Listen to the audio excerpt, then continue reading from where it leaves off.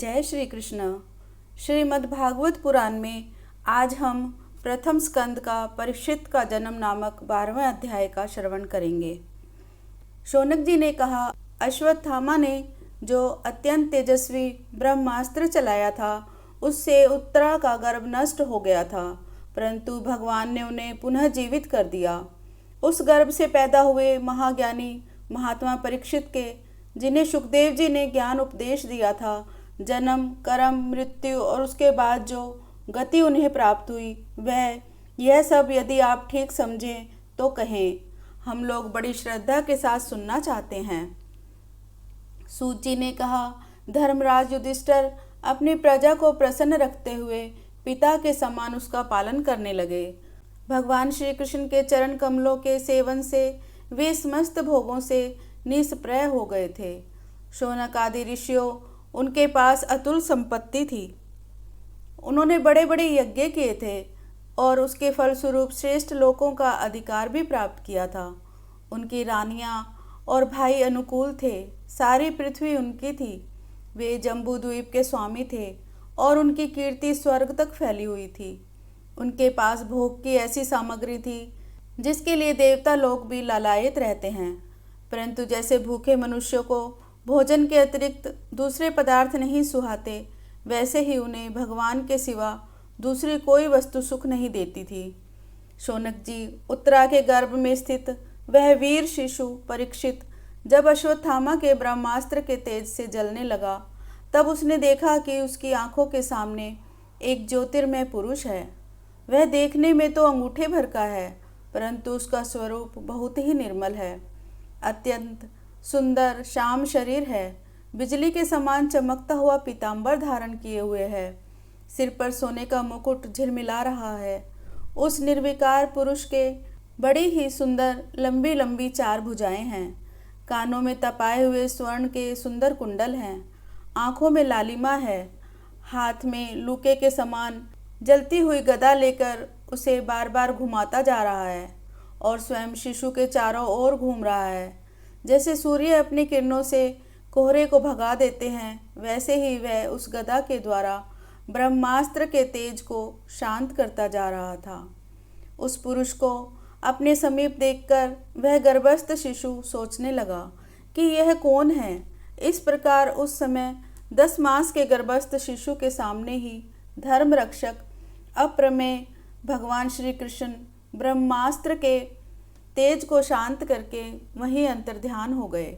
उसके बाद अनुकूल ग्रहों के उदय से युक्त समस्त सद्गुणों को विकसित करने वाले शुभ समय में पांडु के वंशधर परीक्षित का जन्म हुआ। जन्म के समय ही वह बालक इतना तेजस्वी दिख पड़ता था, मानो स्वयं पांडु ने ही फिर से जन्म लिया हो। पौत्र के जन्म की बात सुनकर राजा युधिष्ठिर मन में बहुत प्रसन्न हुए। उन्होंने धौम्य, कृपाचार्य आदि ब्राह्मणों से मंगल वाचन और जातकर्म संस्कार कराए। महाराज युधिष्ठिर दान के योग्य समय को जानते थे। उन्होंने प्रजा तीर्थ नामक काल में, अर्थात नाल काटने के पहले ही ब्राह्मणों को सुवर्ण, गोएं, पृथ्वी, गांव, उत्तम जाति के हाथी, घोड़े और उत्तम अन्न का दान किया। ब्राह्मणों ने संतुष्ट होकर अत्यंत विनयी युधिष्ठिर से कहा, पुरुष वंश शिरोमणे, काल की दुर्निवार गति से यह पवित्र पुरुवंश मिटना ही चाहता था, परंतु तुम लोगों पर कृपा करने के लिए भगवान विष्णु ने यह बालक देकर इसकी रक्षा कर दी, इसलिए इसका नाम विष्णु रात होगा। निसंदेह यह बालक संसार में बड़ा यशस्वी, भगवान का परम भक्त और महापुरुष होगा। युधिष्ठिर ने कहा, महात्माओं, यह बालक क्या अपने उज्जवल यश से हमारे वंश के पवित्र कीर्ति महात्मा राजऋषियों का अनुसरण करेगा? ब्राह्मणों ने कहा, धर्मराज, यह मनुपुत्र इक्ष्वाकु के समान अपनी प्रजा का पालन करेगा और दशरथ नंदन भगवान श्री राम के समान ब्राह्मण भक्त और सत्य प्रतिज्ञ होगा। यह उशिनर नरेश शिबी के समान दाता और शरणागत वत्सल होगा तथा याज्ञिकों में दुष्यंत के पुत्र भरत के समान अपने वंश का यश फैलाएगा। धनुर्धरा में यह सहस्त्रबाहु अर्जुन और अपने दादा पार्थ के समान अग्रगण्य होगा। यह अग्नि के समान दुर्धर्ष और समुद्र के समान दुस्तर होगा। यह सिंह के समान पराक्रमी, हिमाचल की तरह आश्रय लेने योग्य, पृथ्वी के समान तितिक्षु और माता पिता के समान सहनशील होगा। इसमें पितामह ब्रह्मा के समान समता रहेगी। भगवान शंकर की तरह यह कृपालु होगा और संपूर्ण प्राणियों को आश्रय देने में यह लक्ष्मीपति भगवान विष्णु के समान होगा। यह समस्त सद्गुणों की महिमा धारण करने में श्री कृष्ण का अनुयायी होगा। रंति देव के समान उदार होगा और ययाति के समान धार्मिक होगा। धैर्य में बलि के समान और भगवान श्री कृष्ण के प्रति दृढ़ निष्ठा में यह प्रहलाद के समान होगा। यह बहुत से अश्वमेघ यज्ञों का करने वाला और वृद्धों का सेवक होगा। इसके पुत्र राज ऋषि होंगे। मर्यादा का उल्लंघन करने वालों को यह दंड देगा। यह पृथ्वी माता का और धर्म की रक्षा के लिए कलयुग का भी दमन करेगा। ब्राह्मण कुमार के शाप से तक्षक के द्वारा अपनी मृत्यु सुनकर यह सबकी आसक्ति छोड़ देगा और भगवान के चरणों की शरण लेगा। हे राजन, व्यास नंदन सुखदेव जी से यह आत्मा के यथार्थ स्वरूप का ज्ञान प्राप्त करेगा और अंत में गंगा तट पर अपने शरीर को त्याग कर निश्चय ही अभय पद प्राप्त करेगा। ज्योतिष शास्त्र के विशेषज्ञ ब्राह्मण राजा युधिष्ठिर को इस प्रकार बालक के जन्म लगन का फल बतलाकर और भेंट पूजा लेकर अपने अपने घर चले गए। वहीं यह बालक संसार में परीक्षित के नाम से प्रसिद्ध हुआ, क्योंकि वह समर्थ बालक गर्भ में जिस पुरुष का दर्शन पा चुका था उसका स्मरण करता हुआ लोगों में उसी की परीक्षा करता रहता था कि देखें इनमें से कौन सा वह है।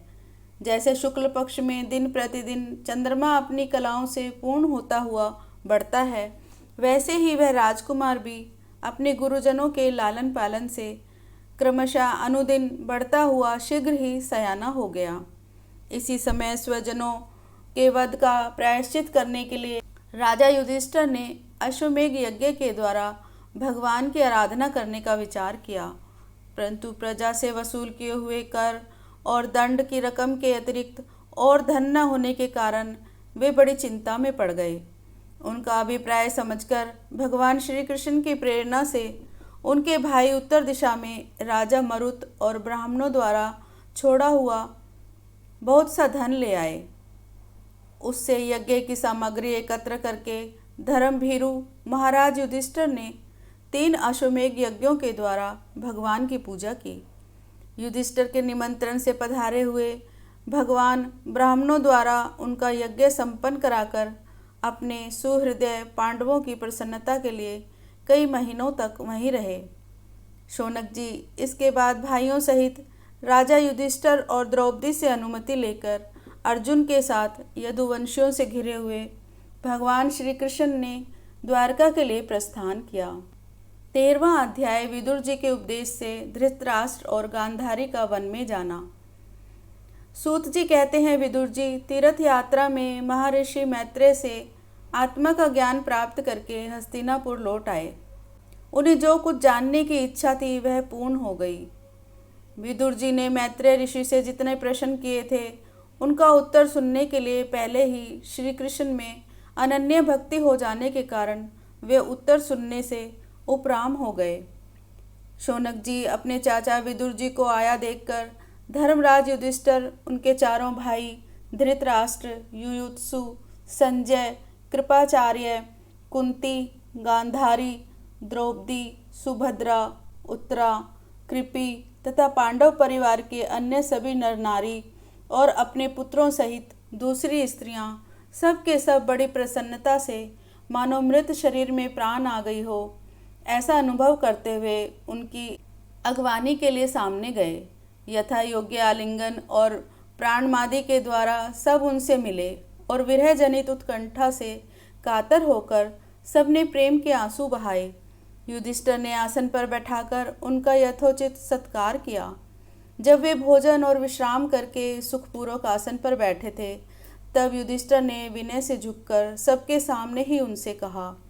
युधिष्ठिर ने कहा, चाचा जी, जैसे पक्षी अपने अंडों को पंखों की छाया के नीचे रखकर उन्हें सेते हैं और बढ़ाते हैं, वैसे ही आपने अत्यंत वात्सल्य से अपने कर कमलों की छत्र छाया में हम लोगों को पाला पोसा है। बार बार आपने हमें और हमारी माता को विषदान और लाक्षागृह के दाह आदि विपत्तियों से बचाया है। क्या आप कभी हम लोगों की भी याद करते रहे हैं? आपने पृथ्वी पर विचरण करते समय किस वृत्ति से जीवन निर्वाह किया? आपने पृथ्वी तल पर किन किन तीर्थों और मुख्य क्षेत्रों का सेवन किया? प्रभु, आप जैसे भगवान के प्यारे भक्त स्वयं ही तीर्थ स्वरूप होते हैं। आप लोग अपने हृदय में विराजमान भगवान के द्वारा तीर्थों को भी महातीर्थ बनाते हुए विचरण करते थे। चाचा जी, आप तीर्थ करते हुए द्वारका भी अवश्य ही गए होंगे। वहाँ हमारे सुहृदय और भाई बंधु यादव लोग, जिनके एकमात्र आराध्य देव श्री कृष्ण हैं, अपनी नगरी में सुख से तो है ना? आपने यदि जाकर देखा नहीं होगा तो सुना तो अवश्य ही होगा। युधिष्ठिर के इस प्रकार पूछने पर विदुर जी ने तीर्थों और यदुवंशियों के संबंध में जो कुछ देखा, सुना और अनुभव किया था, सब क्रम से बतला दिया। केवल यदुवंश के विनाश की बात नहीं कही। करुण हृदय विदुर जी पांडवों को दुखी नहीं देख सकते थे, इसलिए उन्होंने यह अप्रिय और असह्य घटना पांडवों को नहीं सुनाई, क्योंकि वह तो स्वयं ही प्रकट होने वाली थी। पांडव विदुर जी का देवता के समान सेवा सत्कार करते थे। वे कुछ दिनों तक अपने बड़े भाई धृतराष्ट्र की कल्याण कामना से सब लोगों को प्रसन्न करते हुए सुखपूर्वक हस्तिनापुर में रहे। विदुर जी तो साक्षात धर्मराज थे। मांडव्य ऋषि के श्राप से जो 100 वर्ष के लिए शूद्र बन गए थे। इतने दिनों तक यमराज के पद पर अर्यमा थे और वहीं पापियों को उचित दंड देते थे। राज्य प्राप्त हो जाने पर अपने लोकपालों सरीखे भाइयों के साथ राजा युधिष्ठिर वंशधर परीक्षित को देखकर अपनी अतुल संपत्ति से आनंदित रहने लगे। इस प्रकार पांडव गृहस्थ के काम धंधों में रम गए और उन्हीं के पीछे एक प्रकार से यह बात भूल गए कि अनजाने में ही हमारा जीवन मृत्यु की ओर जा रहा है। अब देखते देखते उनके सामने वह समय आ पहुंचा जिसे कोई टाल नहीं सकता। परंतु विदुर जी ने काल की गति जानकर अपने बड़े भाई धृतराष्ट्र से कहा, महाराज देखिए, अब बड़ा भयंकर समय आ गया है। झटपट यहाँ से निकल चलिए। हम सब लोगों के सिर पर वह सर्वसमर्थ काल मंडराने लगा है, जिसके टालने का कहीं भी कोई उपाय नहीं है। काल के वशीभूत होकर जीव का अपने प्रियतम प्राणों से भी बात की बात में वियोग हो जाता है। फिर धन, जन आदि दूसरी वस्तुओं की तो बात ही क्या है। आपके चाचा, ताऊ, भाई, सगे संबंधी और पुत्र सभी मारे गए। आपकी उम्र भी ढल चुकी, शरीर बुढ़ापे का शिकार हो गया। आप पराए घर में पड़े हुए हैं। ओह, इस प्राणी को जीवित रहने की कितनी प्रबल इच्छा होती है। इसी के कारण तो आप भीम का दिया हुआ टुकड़ा खाकर कुत्ते का सा जीवन बिता रहे हैं। जिनको आपने आग में जलाने की चेष्टा की, विष देकर मार डालना चाहा, भरी सभा में जिनकी विवाहिता पत्नी को अपमानित किया, जिनकी भूमि और धन छीन लिए, उन्हीं के अन्न से पले हुए प्राणों को रखने में क्या गौरव है। आपके अज्ञान की हद हो गई कि अब भी आप जीना चाहते हैं, परंतु आपके चाहने से क्या होगा। पुराने वस्त्र की तरह बुढ़ापे से गला हुआ आपका शरीर आपके न चाहने पर भी क्षीण हुआ जा रहा है। अब इस शरीर से आपका कोई स्वार्थ सधने वाला नहीं है। इसमें फंसिए मत, इसकी ममता का बंधन काट डालिए। जो संसार के संबंधियों से अलग रहकर उसके अनजान में अपने शरीर का त्याग करता है, वह धीर कहा गया है। चाहे अपनी समझ से ही या दूसरों के समझाने से, जो इस संसार को दुख स्वरूप समझकर इससे विरक्त हो जाता है और अपने अंतःकरण को वश में करके हृदय में भगवान को धारण करके संन्यास के लिए घर से निकल पड़ता है, वही उत्तम मनुष्य है। इसके आगे जो समय आने वाला है वह प्रायः मनुष्यों के गुणों को घटाने वाला होगा। इसलिए आप अपने कुटुंबियों से छिपकर उत्तराखंड में चले जाइए। जब छोटे भाई विदुर ने अंधे राजा धृतराष्ट्र को इस प्रकार समझाया, तब उनकी प्रज्ञा के नेत्र खुल गए। वे भाई बंधुओं के सुदृढ़ स्नेह पाशों को काटकर अपने छोटे भाई विदुर के दिखलाए हुए मार्ग से निकल पड़े। जब परम पतिव्रता सुबल नंदिनी गांधारी ने देखा कि मेरे पतिदेव तो उस हिमालय की यात्रा कर रहे हैं जो सन्यासियों को वैसा ही सुख देता है जैसा वीर पुरुषों को लड़ाई के मैदान में अपने शत्रु के द्वारा किए हुए न्यायोचित प्रहार से होता है, तब वे भी उनके पीछे पीछे चल पड़ी।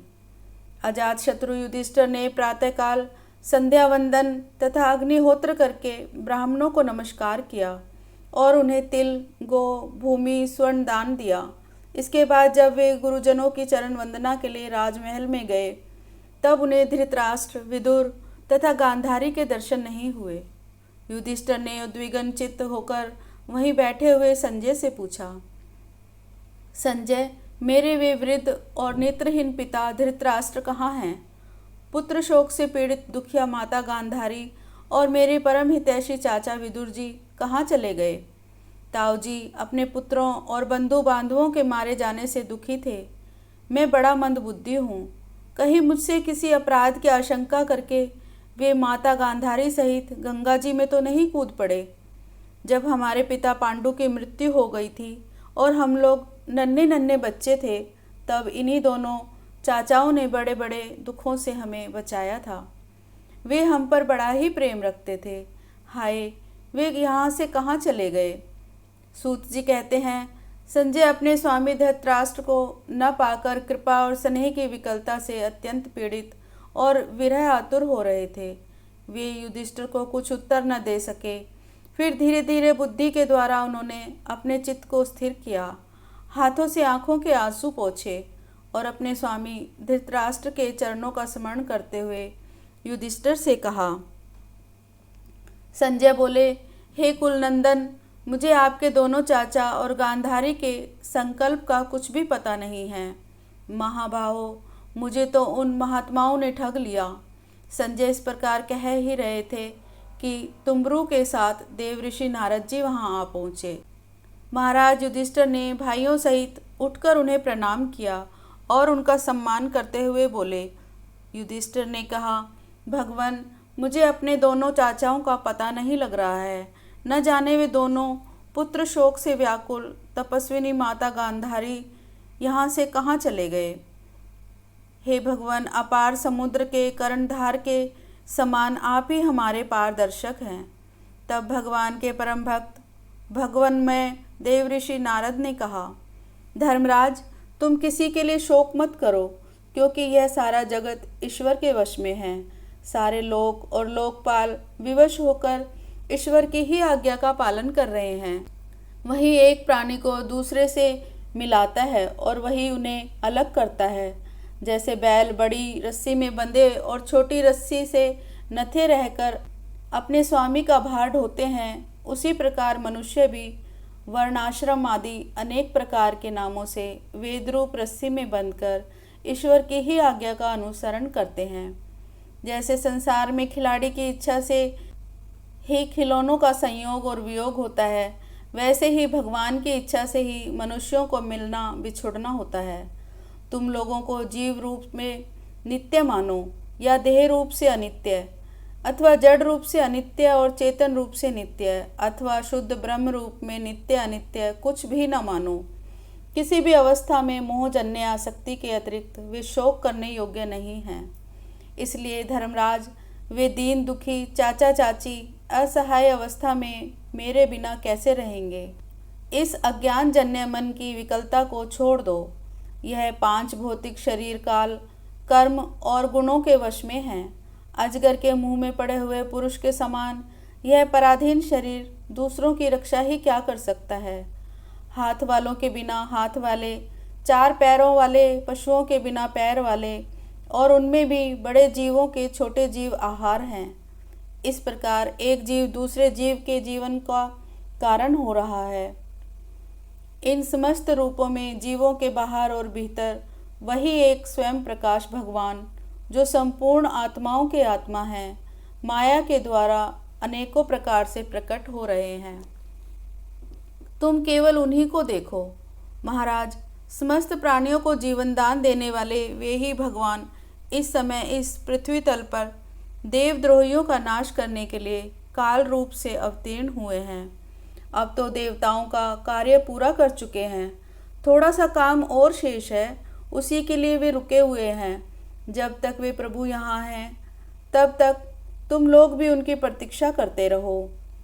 धर्मराज, हिमालय के दक्षिण भाग में जहाँ सप्तऋषियों की प्रसन्नता के लिए गंगा जी ने अलग अलग 7 धाराओं के रूप में अपने को 7 भागों में विभक्त कर दिया है, उसे सप्त स्तोत्र कहते हैं। वहीं ऋषियों के आश्रम पर धृतराष्ट्र अपनी पत्नी गांधारी और विदुर के साथ गए हैं। वहाँ वे त्रिकाल स्नान और विधि पूर्वक अग्निहोत्र करते हैं। अब उनके चित्त में किसी प्रकार की कामना नहीं है, वे केवल जल पीकर शांत चित्त से निवास करते हैं। आसन जीतकर प्राणों को वश में करके उन्होंने अपनी 6 इंद्रियों को विषयों से लौटा लिया है। भगवान की धारणा से उनके तमोगुण, रजोगुण और सत्वगुण के मल नष्ट हो चुके हैं। उन्होंने अहंकार को बुद्धि के साथ जोड़कर और उसमें क्षेत्रज्ञ आत्मा में लीन करके उसे भी महाकाश में घटाकाश के समान सर्वाधिष्ठान ब्रह्म में एक कर दिया है। उन्होंने अपनी समस्त इंद्रियों और मन को रोककर समस्त विषयों से बाहर से ही लौटा दिया है और माया के गुणों से होने वाले परिणामों को सर्वथा मिटा दिया है। समस्त कर्मों का संन्यास करके वे इस समय ठूंठ की तरह स्थिर होकर बैठे हुए हैं। अतः तुम उनके मार्ग में विघ्न रूप मत बनना। धर्मराज, आज से 5वें दिन वे अपने शरीर का परित्याग कर देंगे और वह जलकर भस्म हो जाएगा। अग्नियों के द्वारा पर्णकुटी के साथ अपने पति के मृतदेह को जलते देखकर बाहर खड़ी हुई साध्वी गांधारी भी पति का अनुगमन करती हुई उसी आग में प्रवेश कर जाएंगी। हे धर्मराज, विदुर जी अपने भाई का आश्चर्यमय मोक्ष देखकर हर्षित और वियोग देखकर दुखित होते हुए वहाँ से तीर्थ सेवन के लिए चले जाएंगे। देव ऋषि नारद यूँ कहकर तुम्बुरु के साथ स्वर्ग को चले गए। धर्मराज युधिष्ठिर ने उनके उपदेशों को हृदय में धारण करके शोक को त्याग कर दिया। इस प्रकार यह अध्याय यहीं समाप्त हुआ। ओम श्री कृष्णाय नमः। कथा अभी जारी है।